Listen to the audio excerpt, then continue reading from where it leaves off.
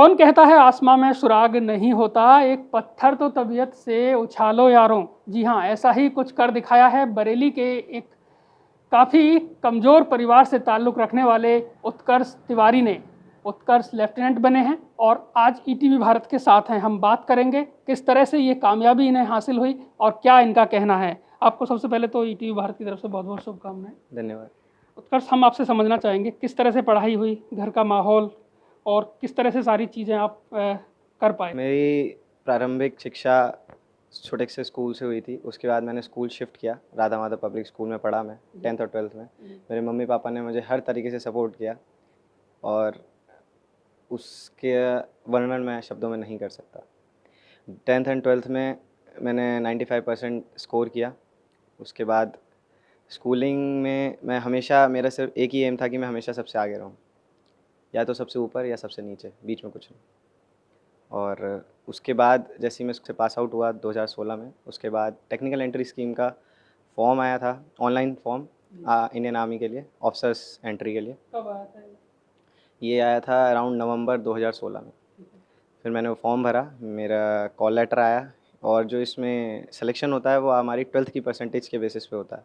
तो मेरी 95% थी और कट ऑफ परसेंट 85 थी, तो मैंने कट ऑफ क्लियर कर ली थी। फिर मेरे को एसएसबी के लिए बुलाया गया, जो 5 दिन का टेस्ट होता है। उसमें बहुत सारे टेस्ट होते हैं। मैंने हर एक टेस्ट दिया और मैं उसमें पास हुआ और उसके बाद मेरा चयन हो गया भारतीय सेना के लिए। उसके बाद मेरे को ज्वाइनिंग मिली ऑफिसर्स ट्रेनिंग एकेडमी गया में 2 जुलाई 2017 को। वहाँ 1 साल की मैंने बेसिक मिलिट्री ट्रेनिंग की और उसके बाद मेरी शिफ्टिंग हुई cadets training wing, college of military engineering, Pune. वहाँ पे मैंने 3 साल बीटेक प्लस मिलिट्री ट्रेनिंग की और अब परसों ही 12 जून 2021 को मेरी पासिंग आउट परेड थी और पिपिंग सेरेमनी थी, जिसमें कैसे ये सब हो पाया। ये मैं बहुत पहले से ही मेरे मन में इच्छा थी कि मैं अफसर ही बनूंगा, और जब सोच लिया तो सोच लिया, जो करना है वो करना है। ये मेरा शुरू से मूल आधार रहा है कि मुझे जो चाहिए वो चाहिए, वो मैं करके रहूँगा। तो ये सब बारे में मैं हमेशा कलेक्ट करता रहता था इन्फॉर्मेशन, इंटरनेट के थ्रू, न्यूज़पेपर के थ्रू, कि मेरे को ये चीज़ में ऐसे परफॉर्म करना है। ये तो मेरे को पता था कि ये फॉर्म कब आने वाले हैं। मैंने अपने पिताजी को बताया कि मैं ऐसे ऐसे फॉर्म भर रहा हूँ। पिताजी ने बोला हाँ जो करना है करो बेटा। उनको मेरे पे पूर्ण भरोसा था, मेरे मम्मी पापा को, और यही सबसे बड़ी चीज़ होती है किसी भी बच्चे के लिए, उसके माता पिता उस पर भरोसा रखें पूरा। कोई कोचिंग की थी आपने। कोचिंग मैंने कहीं कुछ नहीं की। मैंने जो भी था मैंने अपने उस बलबूते पे किया। और ये सब जो भी है, ये कोचिंग कुछ नहीं कर सकती अगर आपके अंदर अंदर से वो क्वालिटी नहीं है। कोचिंग अंदर आपके अंदर कोई चीज़ घुसा नहीं सकती। तो मेरा मानना ये था कि मुझे करना है, तो मैं पहुंचा वहाँ तक। मैंने फॉर्म दिए, फॉर्म भरा, मेरा उसमें कट ऑफ भी क्लियर हुई। उसके बाद मैंने, मेरी हॉबी ये है कि मुझे भागना बहुत पसंद है, कि मेरे को रनिंग वगैरह थोड़ा सा एकेडमी जाने के बाद, बाकी थोड़ी बुक्स रीडिंग करना और खाली समय मिल जाए तो गेम्स खेलना। कामयाबी कैसे मिल सकती है। मैं उनको सिर्फ इतना कहना चाहूँगा, जब शेर शिकार करता है तो सिर्फ और सिर्फ उसका ध्यान अपने शिकार पे होता है। तो जब तुम शिकार कर रहे हो तो फिर अपने शिकार पे ही ध्यान रखो और कहीं नहीं। हमारे परिवार की परिस्थिति बहुत ख़राब थी। मैं ग्राम शेखापुर का रहने वाला था। हमारे पिताजी को कैंसर हो गया था, जिसमें हमारा सब कुछ बर्बाद हो गया। तब मैंने यहाँ आके प्राइवेट सर्विस करी। उसके बाद 1987 में हम यहाँ आए थे। जब से लगातार शहर में ही रह रहे हैं और बच्चे के लिए हमने सब कुछ करने की कोशिश करी और बच्चे ने मेरे कभी कोई जिद नहीं करी कि मुझे यही चीज़ चाहिए। और आज तो हमारा सीना बहुत ही चौड़ा है। सब कुछ ने रास्ता अपने आप ही चुना कि मुझे क्या करना है।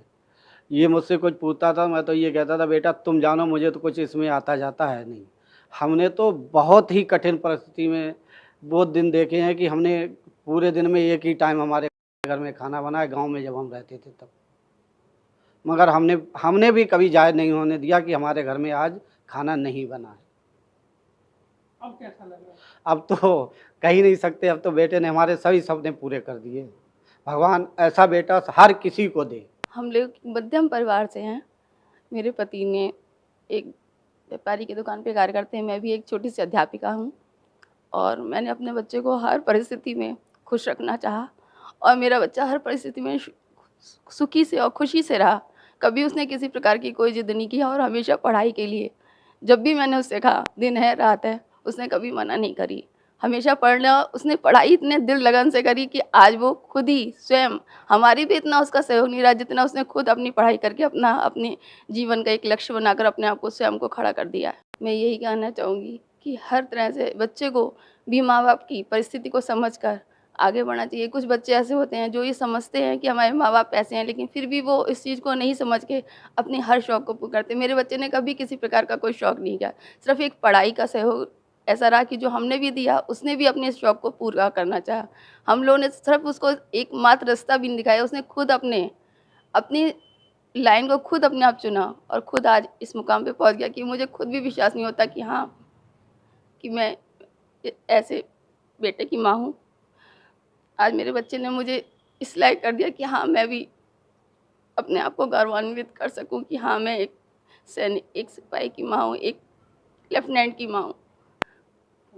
उसने हमारा हमेशा हर परिस्थिति में उसने भी साथ दिया। उसने भी ये सोचा कि हाँ, हमारे माँ बाप शारीरिक रूप से तो कमज़ोर नहीं है, लेकिन हाँ, आर्थिक परिस्थितियों से कमज़ोर हैं, तो मैं उनको इस लायक कर दूंगा कि उन्हें इस चीज़ की कभी कमी महसूस ही नहीं होगी। आज उसने बिना कहे बिना बताए इतना कुछ कर दिया कि हमें किसी चीज़ की अब कोई कमी नहीं रह गई। पूरा जो शहर है वो खुशियाँ मना रहा है, परिवार से लोग मिलने आ रहे हैं और सभी यहाँ काफ़ी गौरवान्वित भी हैं।